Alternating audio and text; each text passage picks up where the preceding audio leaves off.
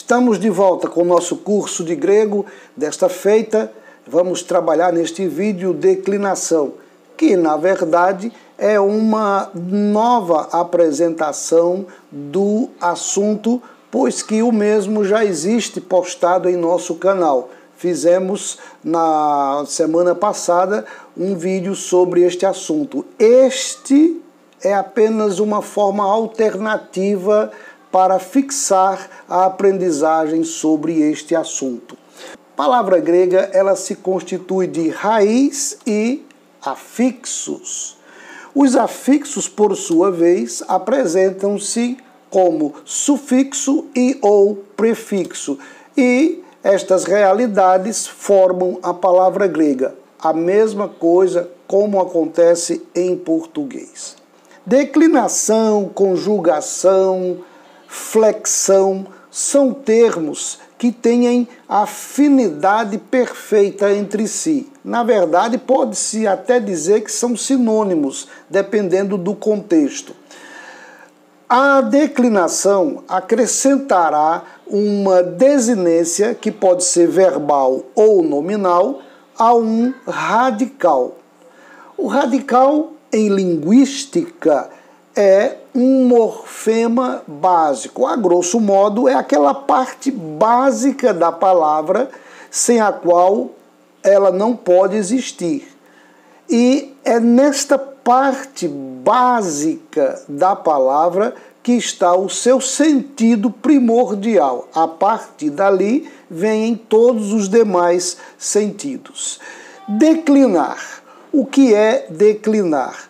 Declinar é, então, essa flexão da palavra que tanto nós podemos dizer declinação ou conjugação. A flexão que se designa por declinação, em geral, se aplica a substantivos, a pronomes, a adjetivos. A conjugação se aplica, por sua vez, a verbos. É uma convenção que está aplicada ao nosso estudo do grego e que assim vai funcionar também conosco neste curso. Vejamos, por exemplo, o seguinte: quando eu declino o verbo que está à nossa frente, o verbo declinar, eu terei que acrescentar desinências, que são chamadas desinências verbais, para que nós tenhamos a variedade de sentidos dados a este verbo. Declinar é o mesmo que conjugar, é o mesmo que flexionar, quando aplicamos isto a uma palavra grega. No caso, verbo, ou no caso, as demais outras classes de palavras. Muito bem. O verbo declinar, percebamos bem, quando eu o declino, quando eu o conjugo, e a partir de agora vamos nos referir somente à conjugação de verbos, nesse caso, quando eu quero me referir à primeira pessoa do singular, no presente ativo indicativo, eu uso o fonema O. E aí digo declino. Eu declino. Quando eu quero me referir à segunda pessoa do singular, eu digo então tu declinas, e uso então dois fonemas, o fonema chamado A e o fonema chamado S, a vogal e a consoante. Percebamos que há uma variação aqui. É essa flexão que está acontecendo que nós chamamos de declinação, conjugação, mas que vamos ratificar, queremos dedicar ao verbo a palavra conjugação. Declinação para as outras demais classes de palavras que não são verbos. Na terceira pessoa do singular, nós dizemos então ele declina. Perceba então que no singular houve uma variação de terminações. Não é assim que nós já vimos também quando estudamos o verbo grego? Sem dúvida alguma, vimos as suas variações. Quando vamos para o plural, na primeira pessoa, nós temos declinamos. Essa desinência amos é a primeira do plural. Na segunda pessoa do plural, nós temos declinais. E na terceira do plural nós temos então declinam. Percebamos então que aqui foi a conjugação do verbo declinar. A flexão do verbo declinar é uma declinação do verbo declinar. Esta declinação, esta conjugação, esta flexão acrescentou uma desinência chamada verbal a cada situação específica do verbo no presente ativo indicativo, em cada uma das pessoas aplicadas. Muito bem. Perceba agora esta tabelinha que nós temos aqui com uma outra disposição, e agora com a disposição de um substantivo, que, na verdade, é o que vai nos deter nesta lição. Nós vamos fazer declinação de substantivo, porque já passamos pela conjugação de verbo vendo a sua conjugação. Aqui nós temos o substantivo Deus.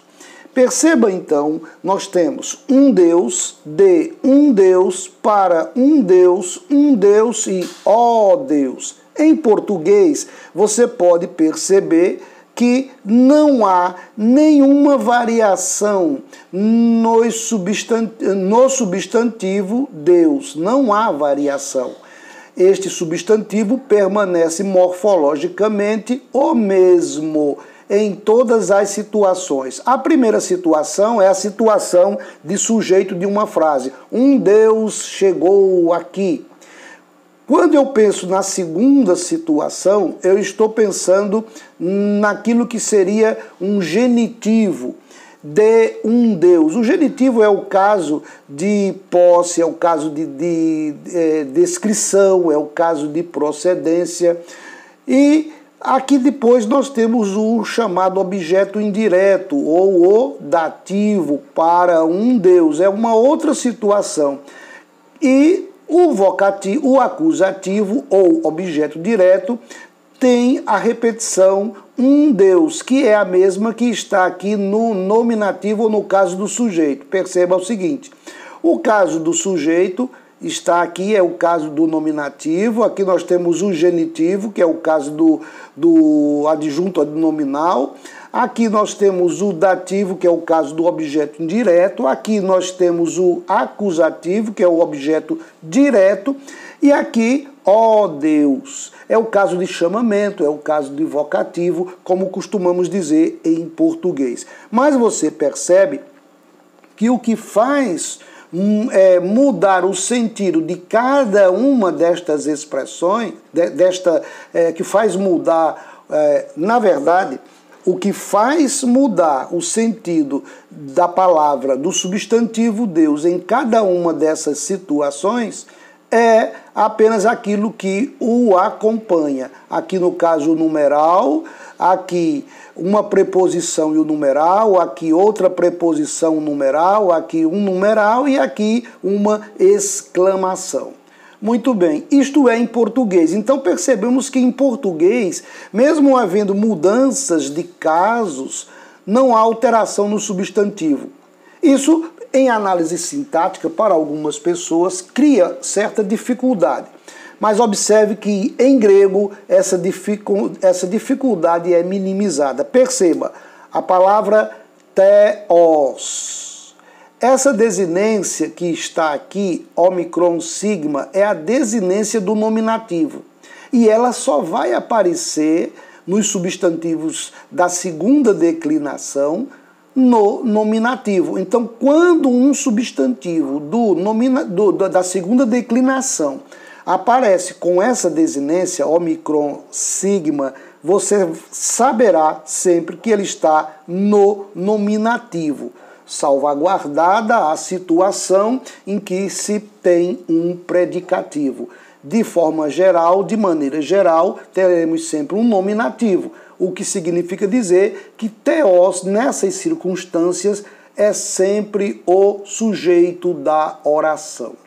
Muito bem, aqui, em segunda instância, nós temos teu. Observe que houve uma mudança aqui na desinência. De Ômicron sigma, o Ômicron permanece e no genitivo entra o Y. Há um ditongo, o ditongo U. E quando há esta configuração de ditongo, significa que este teós está agora no genitivo. A tradução desta expressão será de um Deus. Enquanto aqui, na primeira instância, traduz-se por um Deus ou apenas Deus, nesta segunda instância se diz de um Deus ou de Deus. Perceba o seguinte, quando eu digo Rho, doulos, teu, eu estou dizendo o escravo de Deus, ou o escravo de um Deus. Muito bem. Nesse terceiro momento de declinação, nós temos para o dativo a expressão teo. E veja que agora houve mudança de desinência. A desinência nominal agora é constituída de um ômega, uma iota subscrita e o acento circunflexo. E esta configuração para este substantivo da segunda declinação dá a possibilidade de tradução para um Deus, ou ainda a um Deus. É um dativo, é um objeto indireto. Continuando, temos então theon. E observe que novamente houve uma mudança de desinência. E agora você vai traduzir isto no vocativo ou como objeto direto, um Deus. Em última instância da declinação, nós temos te, o que pode ser traduzido por ó Deus, ou então Deus. É um chamamento, é o vocativo, como nós temos em português. Percebamos então, estamos a estudar a partir de agora a segunda declinação.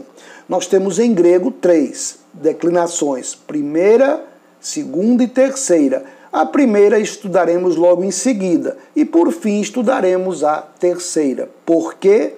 Porque estamos entendendo que da mais simples para a mais complexa, a aprendizagem será facilitada. Muito bem. Observemos então o seguinte.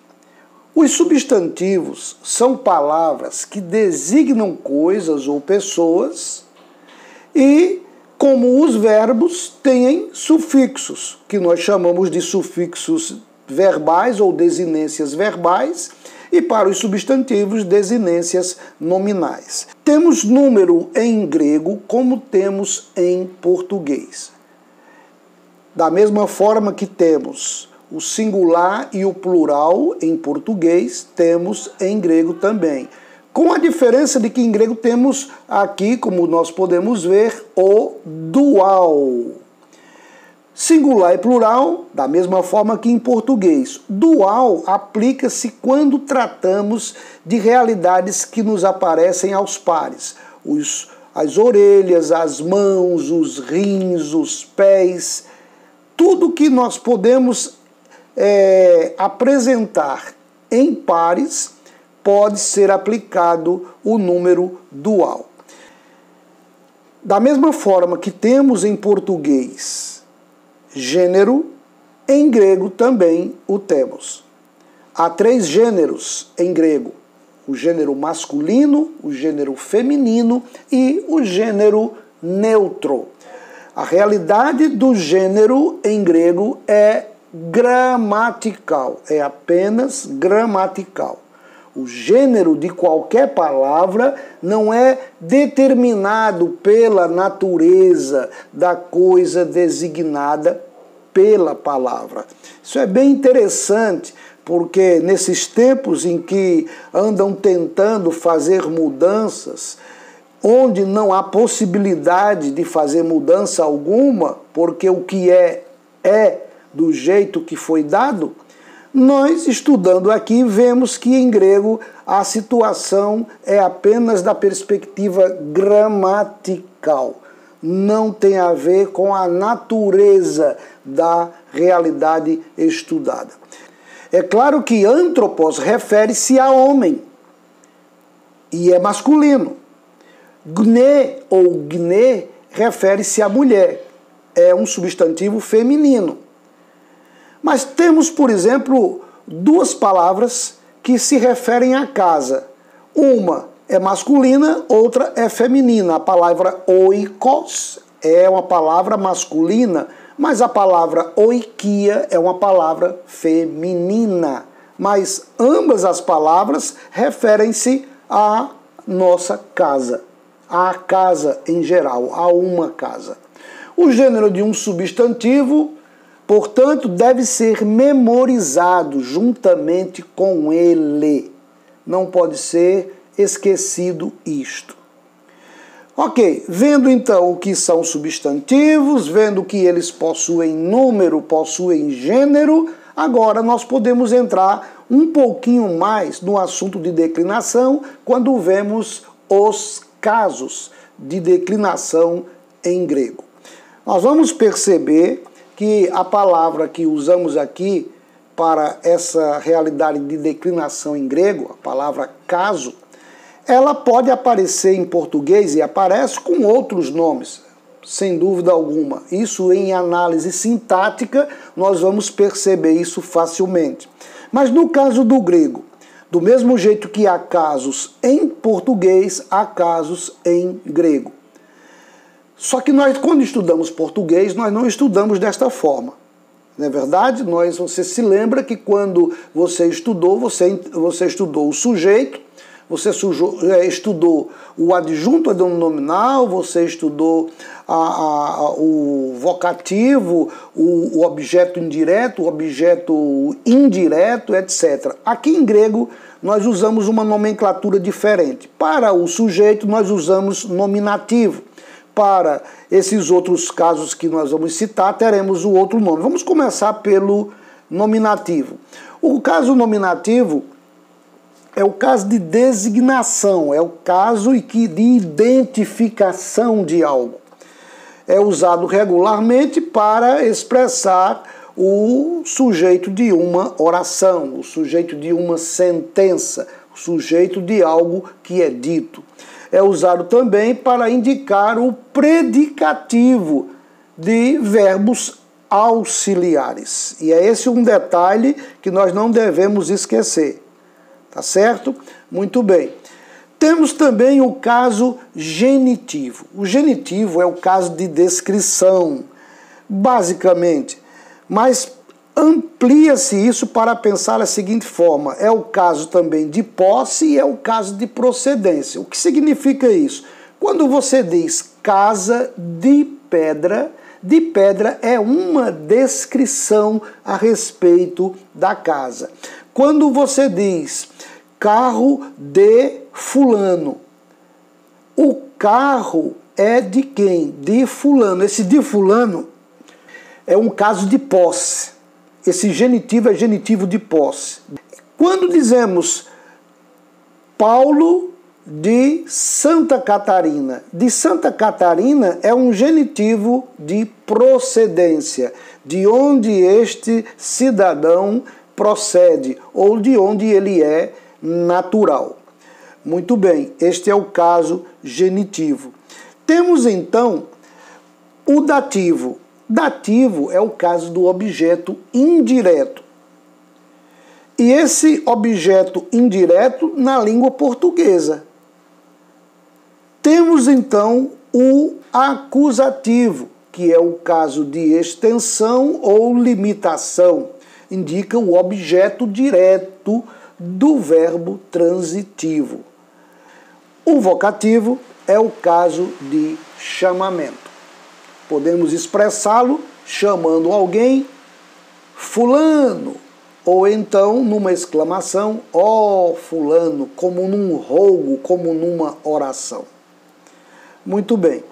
O nominativo não tem preposição que o rege, mas o genitivo é regido pela preposição de. O dativo é regido pela preposição para ou a. O acusativo não tem preposição e o vocativo também não o tem. Nós estaremos em situações futuras em que daremos outras explicações de possibilidades para o dativo e para o genitivo. Temos então um vocabulário. Este vocabulário para que nós possamos fazer um treinamento com a declinação. De início, você pode observar aqui que temos um ômicron e ao lado esquerdo, na parte superior, temos a aspiração áspera. Aqui encontramos o artigo masculino. O artigo masculino constitui-se de um ômicron com a aspiração áspera.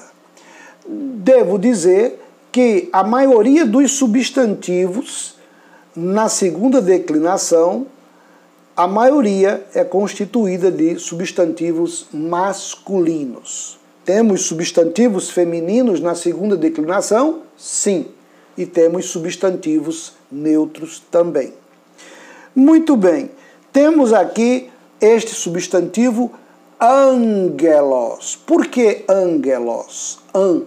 Temos o alfa, uma aspiração branda e um acento agudo. Após temos dois gamas. Aqui, o primeiro gama terá o som de nu, ou o som do nosso N. Então, você vai pronunciar angelos. Próxima palavra, adelphos. Adelphos. Próxima, antropos. E você diz, então, com o artigo antropos. E perceba, aqui é o artigo definido que também se encontra no nominativo. Nós estamos trabalhando a declinação dos substantivos, mas artigo também se declina, o que veremos posteriormente. Próxima palavra, apóstolos, doulos, theos, kurios, logos, nomos, oikos. E aqui a conjunção aditiva cai, que é traduzida por e. Perceba aqui no próximo quadro a tradução de cada substantivo apresentado neste momento. Então, para cada um deles, você tem a sua tradução que você pode verificar e constatar. Próximo quadro é o quadro de padrão de da segunda declinação. A palavra usada como paradigma aqui é a palavra logos. Você tem esta palavra aqui nesse local, logos. Perceba que no nominativo, caso do sujeito, ômicron sigma, no genitivo, ômicron upsilon, no dativo, ômega com iota subscrita, no acusativo, ômicron nu, no vocativo, epsilon. No plural, nós temos então ômicron iota, no genitivo, ômicron nu, no dativo, ômicron iota sigma, no acusativo, ômicron upsilon sigma e no vocativo, ômicron iota. Eu vou pronunciar logos, logo, logo, logon, loge. No plural, logoi, logon, logois, logos, logoi. Perceba uma coisa. No nominativo, é o caso do sujeito, logos. Traduz-se, então, uma palavra. No genitivo, logo, de uma palavra. No dativo, logo, para uma palavra ou a uma palavra. No acusativo, logon, uma palavra. No vocativo, ó palavra. Ou então, palavra. No plural, logoi, umas palavras. No genitivo, logon, de umas palavras. No dativo, logos, para umas palavras ou a umas palavras. No acusativo, logos, palavras ou umas palavras. No vocativo, logoi, ó palavras, ou então chamamento, palavras.